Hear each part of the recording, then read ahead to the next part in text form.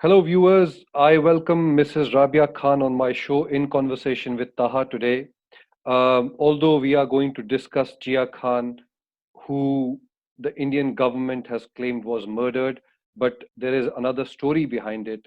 So, although it is painful, but I will ask Mrs. Rabia Khan to just narrate her experience of what actually happened. Uh, Taha, I'm going back into that 7.5 years back when about my daughter Jiah Khan, who was a who was successful in her field.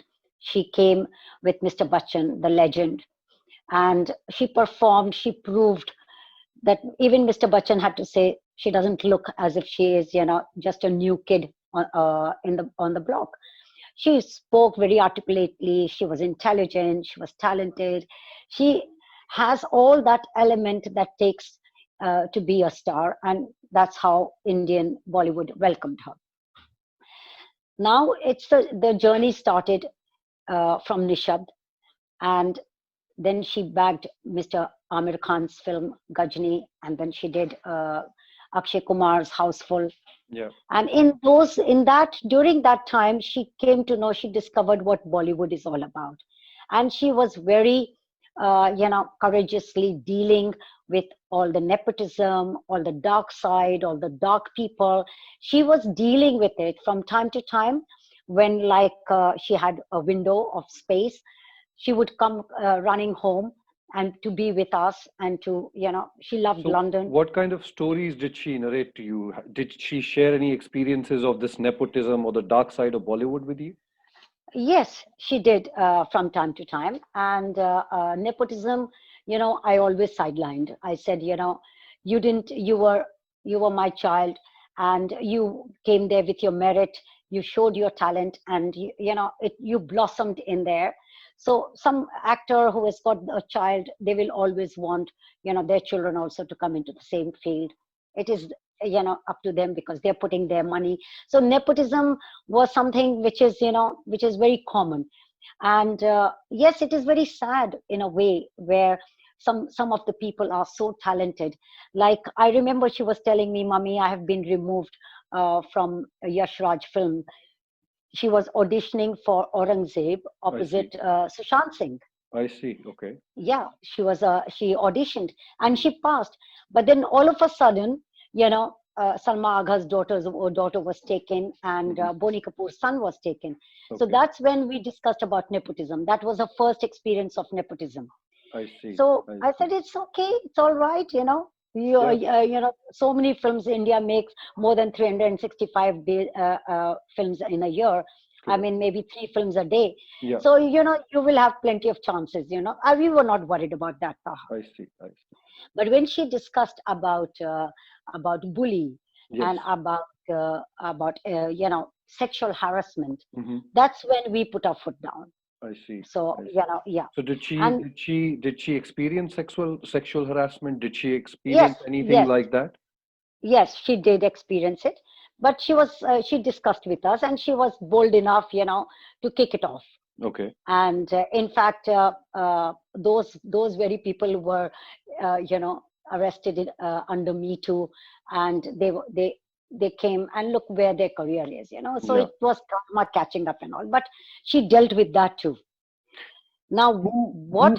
Who from the industry supported you when all of this happened? When everything was going on for you, all hell was breaking loose for you. Who was there to help you at that time from the industry? Uh, it was not hell breaking for us. Jiah came from London, and she was intelligent girl to deal with it. She was articulated. It didn't bother her. She said, you know what? I don't care. I'm doing events. I'm making money, and if somebody seriously wants to take me, they will come to me. There it doesn't have to be any submission or desperation for a role or Yeah. for a film. Okay. So she wasn't willing to become a sugar candy for anyone for Right. anything. I see. That is why she landed up with a wrong guy. I, Right. I would say that that was the reason in Hmm. another way. So because it was her choice also, uh, to pick up Suraj Pancholi Right. as her boyfriend. Okay. Okay. Yeah. But did you So did you as a mother approve of that? when it so happened that Jiah actually, when she was facing sexual harassment, Mm-hmm. let me tell you, Yeah. she took a break from Bollywood Okay. and she came to London. That was in 2010. Okay. And yeah, and she said, she saw the filth, and she said, I need a break, and Mm-hmm. she came here. I said, yeah, you don't have to come back. Okay. And though there were a couple of films, but they were in the pipeline, and Mm-hmm. how things get delayed. Yes. So I said, Yes. since things are getting delayed, why don't you do, a course, probably brand management or something related to your work. Right. And she agreed to that, and she was applying, and she Mm-hmm. was checking on which university that she can go to, and she was chilling here. She was staying with us in London for a year Mm-hmm. until she met Okay.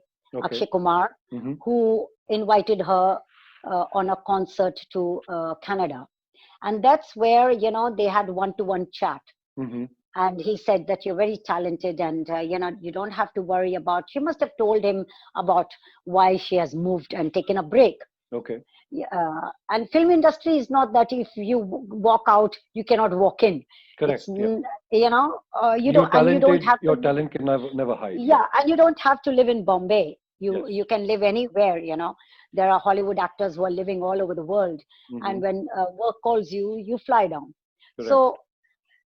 So when she went to Canada, she had a word with Akshay, and she must Mm-hmm. have spoken. So Mm-hmm. Akshay then gave her that kind of support or a guarantee that you come back, and we'll do things together. And he narrated how he supported Katrina Kaif, he Yes. supported other actors. Mm-hmm. So he gave that kind of moral support, Okay. and she decided to go back in 2011. I see. Uh, no, 2000, early 2012, sorry. Okay. It was Okay. January 2012 when she decided to go back. Okay. So that's when she goes to Bombay, and I accompanied her. Mm-hmm. And then we decided, she was thinking, okay, now that I'm going to be here, and Akshay is there to be by my side. So she found a mentor in him Okay. who could mentor her. Right. And in that process, I have got two other daughters Mm-hmm. in London who were Okay. studying, who were going to, both were in college at that time. Okay. Yeah, both were in college, not in university, just, maybe the last year of college. So Right. I came back, being with Jiah from January, February, about end of April, I came back to Okay. London. Mm-hmm. And then she joined me in June. She stayed Okay. there for a month and she Mm-hmm. came back. Mm-hmm. So June, July, she was here with us. Okay. And then around end of July, she goes back to Bombay. Okay. And during that time, while in London, she was also doing, play up. She was doing events, and Mm-hmm. she joined endorsement for sports, Okay. uh, international sports endorsement, where she did with Jiah Khan, some Formula One and things like that. Okay. So she was making money. She was very independent. And Mm-hmm. in fact, she was more of a mentor for my other two daughters, the younger ones, Yes. younger Mm-hmm. sisters. And they were very close, tight bond between sisters. Okay. And was with me too. I always had respect for Jiah. I called Mm-hmm. her Bebo Right. because she had a very clear mind. Okay. I did oppose her joining films Okay. because I said you can always do films, later age. Mm-hmm. Right now, I want you to complete your university. I wanted her to go into the medical sciences. So she said, Mummy, this is what I have decided, and this is what my path is. Okay.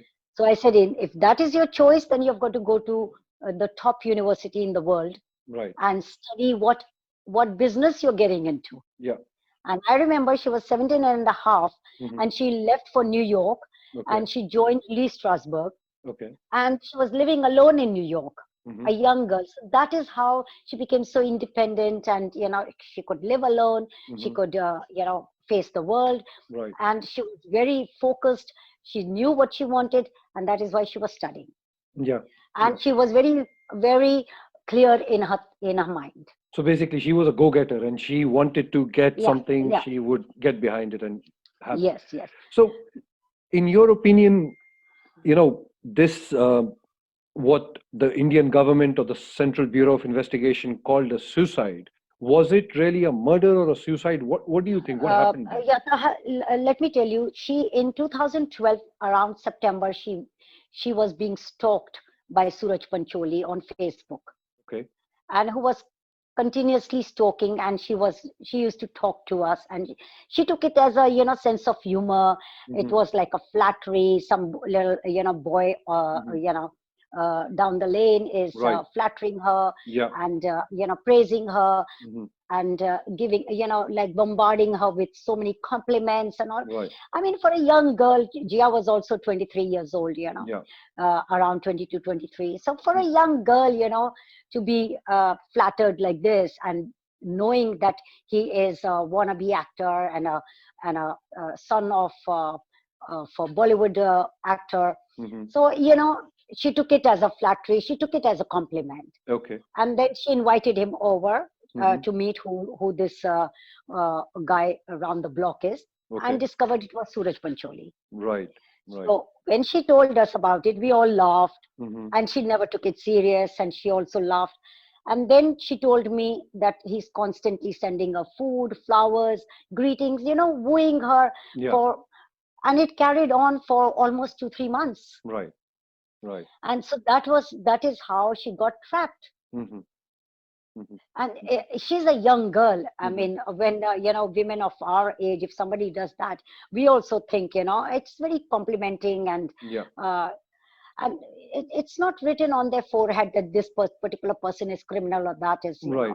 it is, Right. over the period of time, Yes. then you observe, and Yes. then you find out, So she his, got flattered into this relationship. yeah, Okay. yeah, Okay. she got. Okay. So she introduced me. The day she introduced me on Skype, it was somewhere around end of October, early November. Mm-hmm. And that is when I saw that he was hiding in the dark and not showing me his face. Very strange. Okay. And yeah, that took me, By surprise, I would say. yeah, by surprise. And I was thinking, I told, when he left, he said, "Oh, no, no, no, he's shy. Okay. He's just woken up." Mm-hmm. So it was in her house. Mm-hmm. So, and now another shock. So I Yeah. asked her, I said, "Is he staying with you?" Right. Yeah, yeah, mommy, sometime he comes, and, Okay. he stays away. Right. So, then I, interfere, although Jiah was an adult, Mm-hmm. but I just happened to ask her, so are you in a relationship? So Correct. she laughed. Mm-hmm. Mm-hmm. She, she, she was shy, and she laughed. Okay. And she said, "Oh, mommy, I'm still discovering, I'm still finding out." Mm-hmm. So that means she had not taken it very serious. Seriously. And Okay. he was, yeah, and they were Mm-hmm. spending time together, a Okay. lot of time. So I asked her, how is it? Because Jiah had a schedule. Mm-hmm. She loved her piano. She loved her Hindi teacher coming. She loved her, walk on the beach, and she loved a few hobbies that she had, and she would spend time, and she Right. would talk to us 4, 5 times on Skype. Okay. Okay. So, these were, and she used to do classical dancing. So that Mm-hmm. was a 2 hours of classical dancing in the morning, and then her whole schedule was there. So Okay. that was also disrupted, and then 1 hour of gym. So Mm-hmm. she started doing gym with Suraj Pancholi. Okay. So giving that whole Background. uh, background, in November, after Suraj's birthday, she Mm-hmm. comes to London. Okay. And that time she's telling me that how she celebrated his birthday and gave him a present, Mm-hmm. gave him a black diamond cross. Right. That was a very expensive present. We laughed. Yeah. This is since when? Mm-hmm. It's always the other way. Oh, mommy, and she was talking nicely about him. Mm-hmm. So Yeah. that means at that time Suraj was not in so much communication with me, Okay. but was constantly in touch with Jiah. I mean, the phone was constantly, Mm-hmm. you could get alarm. There is a text message, or there is a call. Right.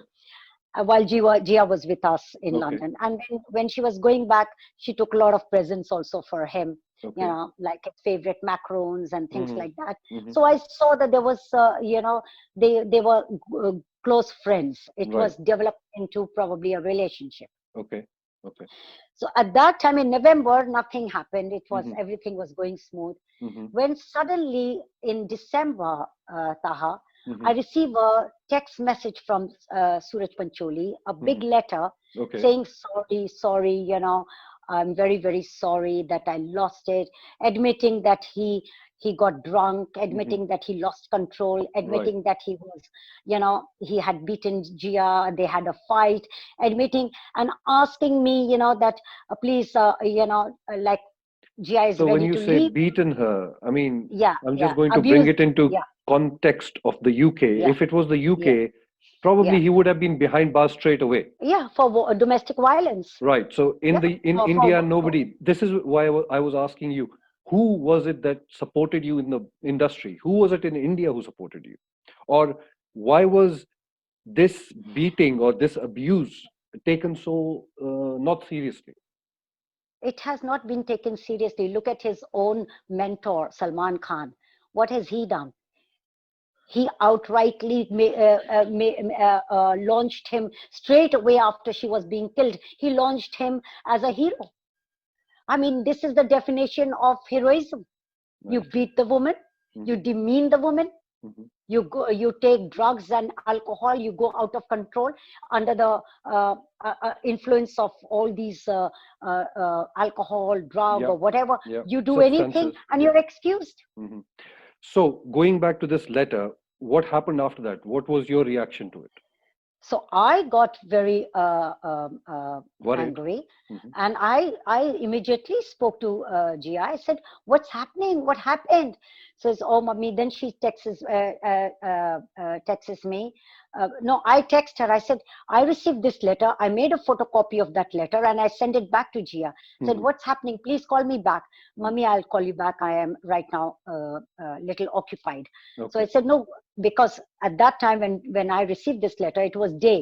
Yeah. So she must have been occupied with some audition or maybe meetings. So she said she will contact me. I said, "No, I want to, this is serious. I want you to call me ASAP." Hmm. So she called me, she sent me a message Yeah. straight away, Hmm. a photo shot of of her uh, message, um, that he was crying entire night at Hmm. my feet, falling at my feet, begging me not to leave her, and his Hmm. face was all swollen. Okay. Okay. So Hmm. now you can imagine the drama. She Yeah. must have definitely told him, "Listen, this is Yeah. it. I'm not going to take it, and Hmm. it's over." Right. Right? Right. And his insecurity, that he was at her feet begging, crying, that please don't leave me, I will be devastated, I love your mother, she's my second mummy, I love her more than my mother. All Hmm. that I've got, Taha, proof. I've got Right. all the proofs with me, and I handed over these proofs to CBI, to the police, but nothing happened, So. because they were overruled by the Bollywood mafia. They were overruled by Salman Khan. They were overruled by his father, who is a political clout. They were overruled by them. But why did not the British government help you in any way when you are British citizens, all of you? Well, I had written to the British embassy. I had written to foreign minister. I have got all those letters that I had written, and they were constantly saying that they are in communication, because my daughter was an American citizen. I'm a British, and my other daughters are British. They're saying we are in communication with the Americans. Now the problem is, this is not our jurisdiction. Now the question is of jurisdiction, and I was a little bit, uh, you know. Though diplomatic, but I said, what if it was somebody, very important's daughter? Is it just because she's my daughter and I'm a common person begging you for justice? Hmm. Is it because of that? And there was And no reply. And it's always like, oh, speak to this one, speak to that. Do you know Prime Minister of India? Do you know? Write to them, tell them. This is what the communication is, Taha. so It's these very were the answers frustrating. which were given to you. Yeah, and And it did is the very American frustrating. government intervene at any point? Yes, the American consulate candidates were coming all the time to the courtrooms. They did intervene with CBI, and CBI said, please leave us alone. We I do see. not interfere into your Matters. jurisdiction and your investigation. Don't. And FBI offered their assistance to CBI Right. And to the what police. about this person, the expert you hired, the British forensic expert, Yes, Jason Pine James, who Taha. concluded that in his report on 20th September 2016 that Khan's hanging was staged and the marks Staged. Yes. on her face and neck indicate it was not simply a suicide. What happened to Yes. that report? Yes, that report has been now submitted through. I had to go through Taha, such a journey from High Court. I was rejected when I wanted to submit Jason Payne expert's opinion. Then was sent to Supreme Court. Then Supreme Court said submit it to the session court, the trial court, and if they reject, then you come back to us. So we went. We had to fight tooth and nail at the session court also, because to my I would say, being, to my despair or unfortunate, that even CBI at that time, who I had begged High Court to transfer my case to CBI because police has concocted a suicide story, and which is not a suicide. They have concocted so many stories to fit their suicide stories. So the case went to CBI, and when CBI uh, got the case, they were investigating, and in their investigation, Taha, they dismissed police's concocted stories of suicide. They Okay. dismissed.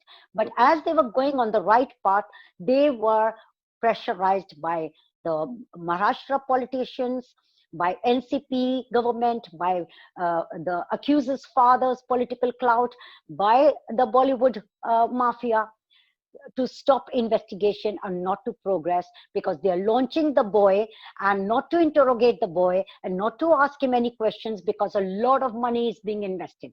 I see. So cbi so cbi stopped the investigation, Okay. right? Hmm. And till today did not give a plausible explanation for the injuries, Hmm.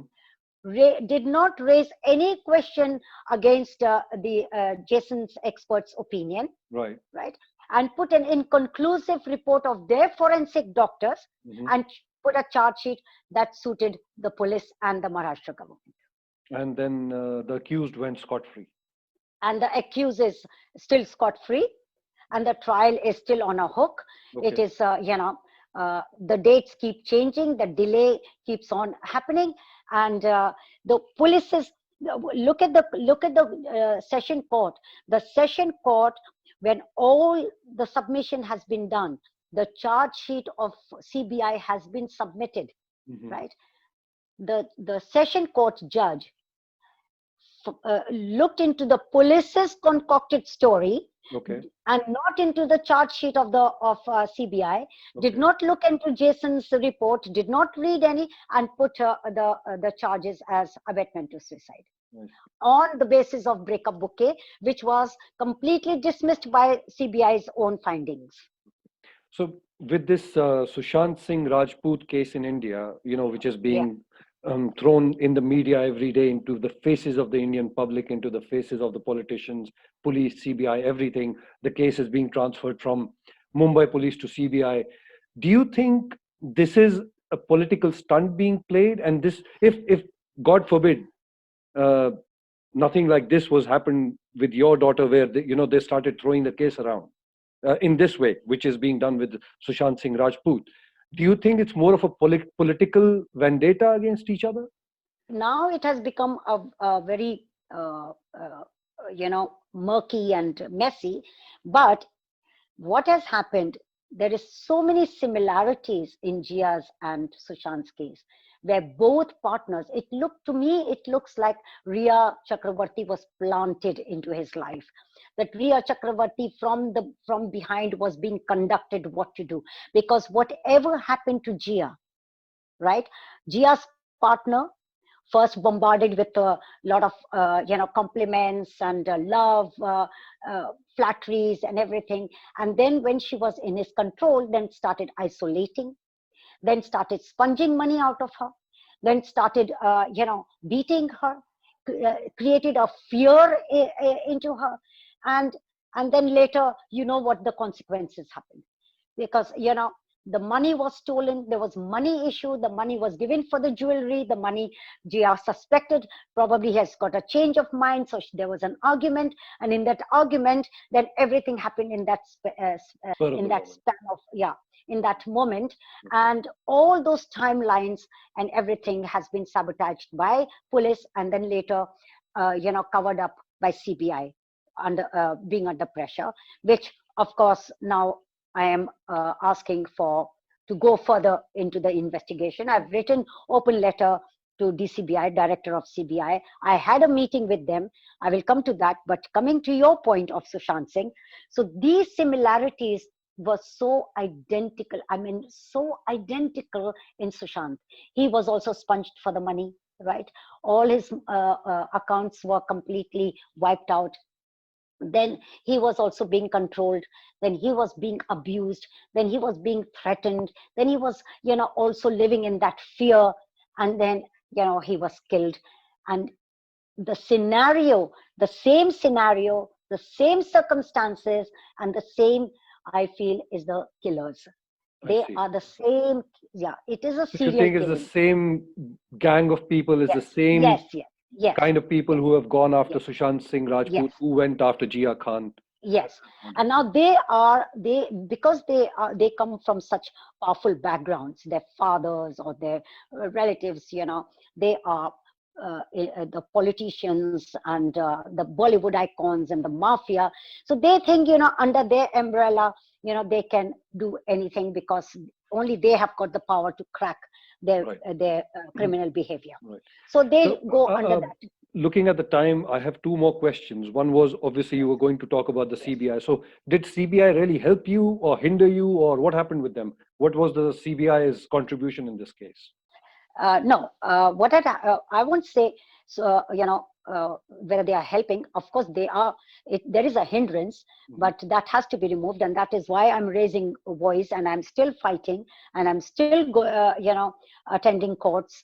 And if I, by some reason, because of COVID, I cannot attend, but my lawyer team is always there attending the court, and the trial is on. But the thing is, the key questions are not being raised, and uh, key evidences are not brought forward to the judge. So Okay. for that reason, now the thing is that when I had a meeting with the joint director, Hmm. and he invited the Mumbai CBI officer, Yeah. and he questioned them, he said, Hmm.